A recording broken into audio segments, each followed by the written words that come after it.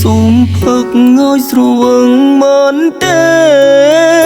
ដោយសារគេទើបខ្ញុំជេរឈឺចិត្តផឹកព្រោះស្នេហ៍មិនមែនផឹកឲ្យស្លាប់ផឹកឈឺចាប់ព្រោះរឿងស្នេហាផឹកពេលណាតែងតែនឹកសង្សារចាផឹកពេលខ្លារំមិននៅក្នុងខ្លួនតែងតែព្យាយាមចង់ក្បែរចង់ព្យាយាមថែដូចមុនតែគ្រប់យ៉ាងហួ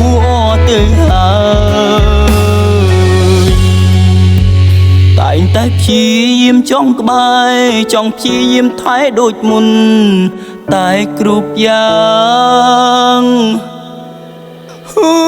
ទៅ